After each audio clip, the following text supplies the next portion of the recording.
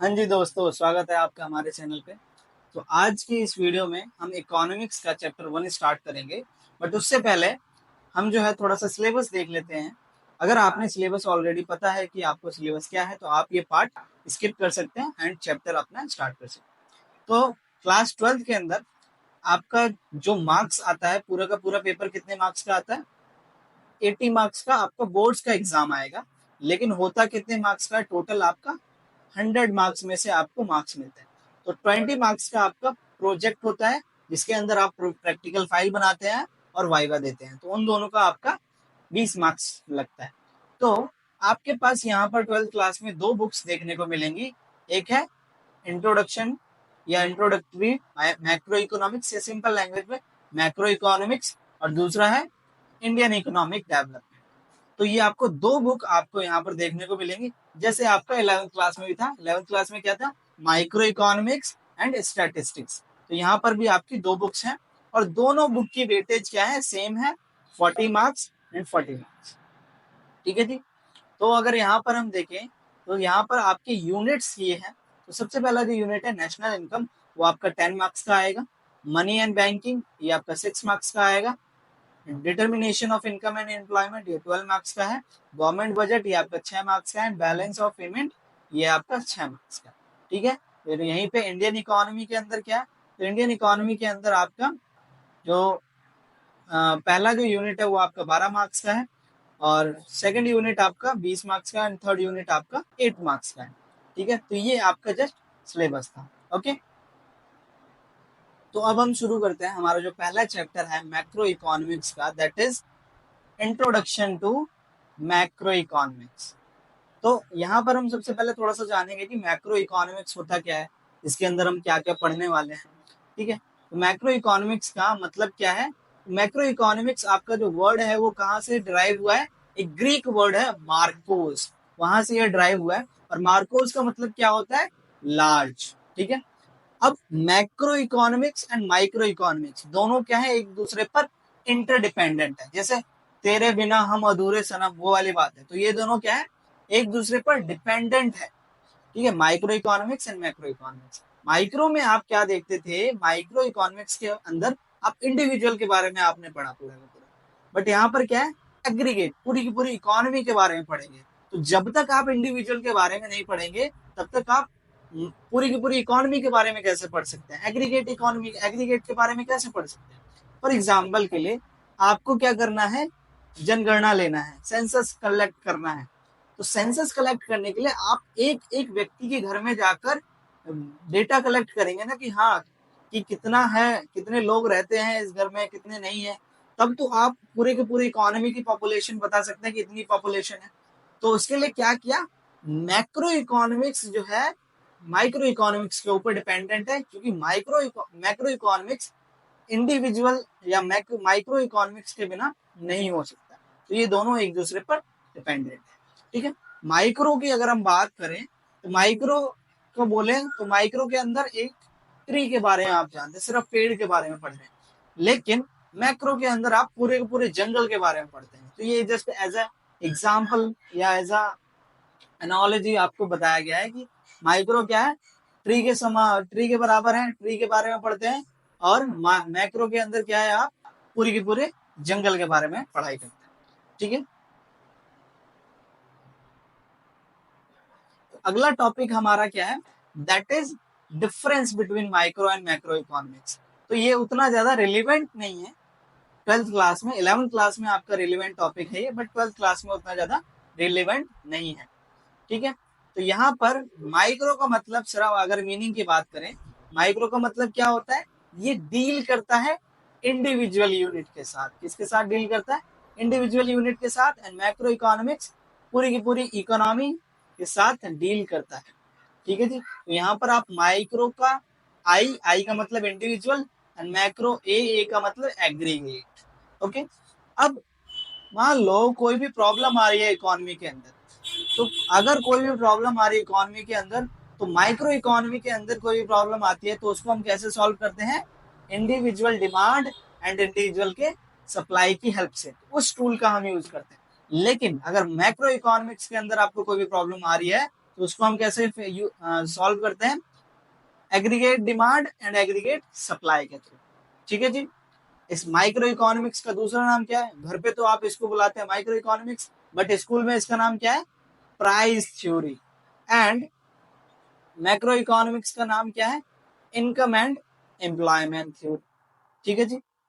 Aggregation, aggregation की अगर हम बात करें, एग्रीगेशन का मतलब क्या होता है, अगर सिंपल लैंग्वेज में बताया जाए, एग्रीगेशन का मतलब कि इकोनॉमी कितना एरिया कवर करती है।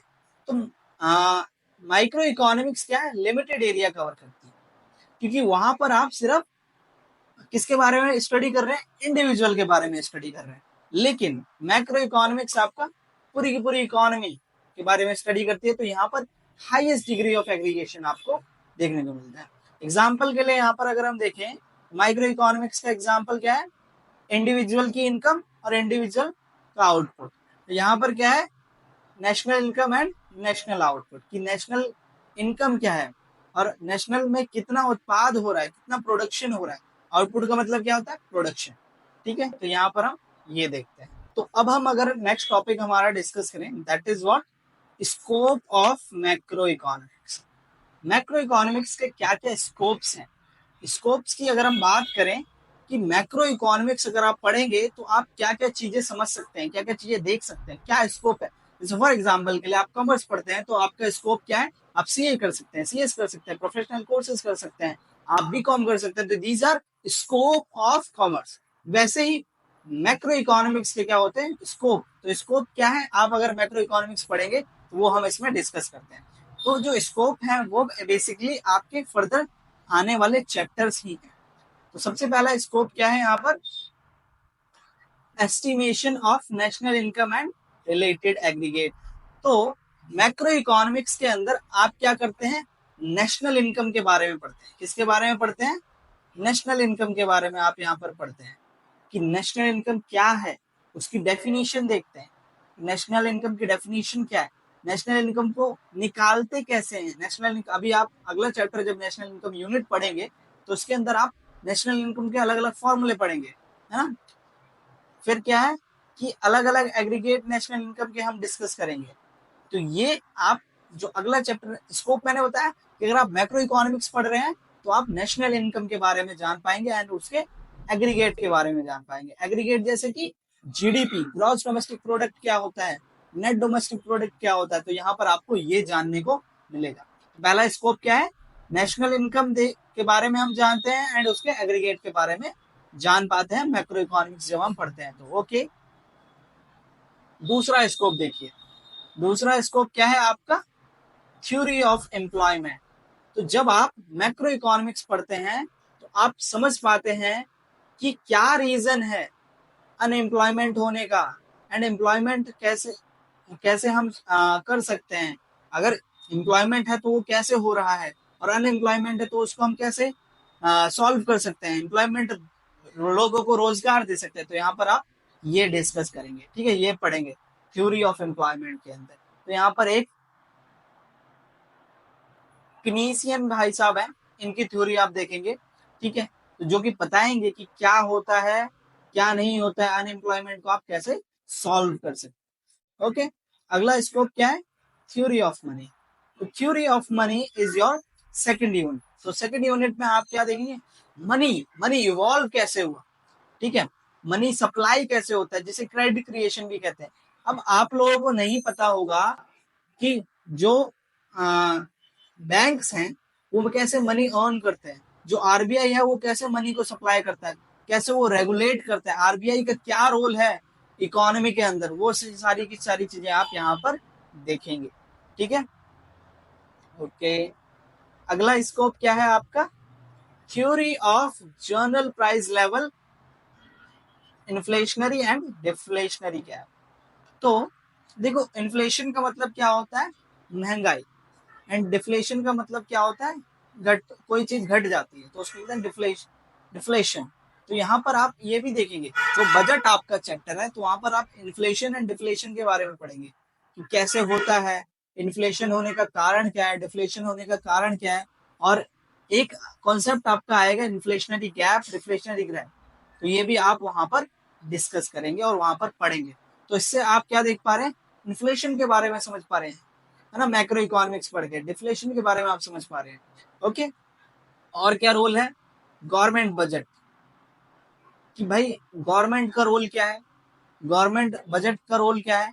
तो ये सारी चीजें आप यहाँ पर डिस्कस करेंगे कि बजट बनता कैसे है, जो पूरी की पूरी कौन जो सरकार बनाती है बजट बनाती है, तो वो बनता कैसे हो, वो आप यहाँ पर देखेंगे। जो रूल्स एंड रेगुलेशंस बनाए जा रहे हैं वो कैसे फॉर्म किए जाते हैं, वो आप यहाँ पर मैक्रो इकोनॉमिक्स के अंदर पढ़ेंगे। और क्या पढ़ेंगे आप, और आप पढ़ेंगे exchange rate of bills of payment. अब देखो क्या होता है, फॉरेन ट्रेड आप करते हैं, फॉरेन ट्रेड का मतलब व्यापार, ठीक है, जो बाहर के कंट्रीज के साथ व्यापार होता है। तो अब जैसे डॉलर है, तो डॉलर का अभी अगर इंडिया का रेट देखा जाए तो $1 is equal to some 80 rupees के अबव है ना। तो यहाँ पर क्या है, एक्सचेंज रेट को आप समझेंगे कि एक्सचेंज रेट कैसे होता है ना। बिल्स ऑफ पेमेंट देखेंगे कि फॉरेन करेंसी है और जो इंडिया की करेंसी है वो कैसे डिफर कर रही है, तो इसके बारे में आप यहाँ पर पढ़ेंगे। और क्या देखेंगे, इकोनॉमिक स्टेबिलिटी। अब इकोनॉमिक्स के अंदर, इकोनॉमी के अंदर आपका क्या है, इनस्टेबिलिटी, अस्थिरता जिसे हम बोलते हैं, कि स्टेबल नहीं है, तो उसको कैसे स्टेबल किया जाएगा, क्या क्या पॉलिसीज अपना सकते हैं, वो आप यहाँ पर देखेंगे, है ना। यहाँ पर जैसे कि आप क्या, अब जैसे अब मान लो अनएम्प्लॉयमेंट है, इसका मतलब क्या है कि इकोनॉमी इज नॉट स्टेबल। तो यहाँ पर आप देखेंगे कि इकोनॉमी स्टेबल कैसे कर सकते हैं, अनएम्प्लॉयमेंट की प्रॉब्लम को हम कैसे सॉल्व कर सकते हैं, इन्फ्लेशन है उसकी प्रॉब्लम को हम कैसे सॉल्व कर सकते हैं। तो आप ये भी यहाँ पर देखेंगे इकोनॉमिक स्टेबिलिटी हम कैसे ला सकते हैं। एंड क्या आप देखेंगे, पॉलिसी फॉर्मेशन, कि पॉलिसीज कैसे फॉर्म की जा सकती हैं, जो भी रूल्स एंड रेगुलेशन, पॉलिसी का मतलब क्या होता है, रूल्स एंड रेगुलेशंस, ना, पॉलिसी कैसे बनाती है सरकार, वो आप यहाँ पर पढ़ेंगे। ओके, तो अब अगला जो टॉपिक है that is what, significance of macro economics. Significance की अगर हम बात करें कि क्या महत्व है, क्या इंपॉर्टेंस है मैक्रो इकोनॉमिक्स का, तो देखो मैक्रो इकोनॉमिक्स आपको क्या देता है, एक डिस्क्रिप्शन देता है इकोनॉमी के बारे में। तो यहाँ पर आप जो पूरी की पूरी इकोनॉमी है ना, जैसे इंडिया की इकोनॉमी है, तो इंडिया की इकोनॉमी के बारे में आप पूरा डिटेल में जानेंगे कि कैसे है, क्या काम करता है, कैसे हम नेशनल इनकम निकाल सकते हैं, कैसे बजट बनता है ना, कैसे मनी एंड बैंक बैंक कैसे काम करते हैं। तो ये ऑलरेडी प्रैक्टिकल चीजें हैं आपकी, यहाँ पर आप एनालाइज करना सीखते हैं, है ना। और क्या है, मैक्रो इकोनॉमिक्स आपको क्या देता है, रोड मैप देता है ग्रोथ का एंड डेवलपमेंट का, कि ग्रोथ आप कैसे कर सकते हैं, कैसे आप डेवलपमेंट कर सकते हैं। तो ये आपको एक रोड मैप भी देता है मैक्रो इकोनॉमिक्स। ओके, फिर वही इकोनॉमिक स्टेबिलिटी, तो इकोनॉमिक स्टेबिलिटी लाता है। ओके, देन क्या है, वही बिल्स ऑफ पेमेंट, ऑलरेडी जो मैं हमने डिस्कस किया। तो देखो significance and scopes both are almost same. फिर क्या है यहाँ पर, problem of poverty and environmental pollution. तो यहाँ पर आप ये भी देखेंगे कि पॉवर्टी की जो प्रॉब्लम है, गरीबी है, उसको आप कैसे दूर कर सकते हैं, पॉल्यूशन है, एनवायरमेंटल पॉल्यूशन है, उसको आप कैसे सॉल्व कर सकते हैं, ये भी आप यहाँ पर पढ़ेंगे। तो this was your first chapter जो कि हमने कवर कर लिया है। आई नो मैंने बहुत स्पीड में कवर करवाया है, बट आपको समझ में आया होगा सारी चीजें। बट अगर आपको कुछ भी समझ में नहीं आया तो आप कमेंट बॉक्स में मेरे से पूछ सकते हैं, तो जो भी अपकमिंग वीडियोस होंगी उसके अंदर हम ये कवर करेंगे। Okay, thank you.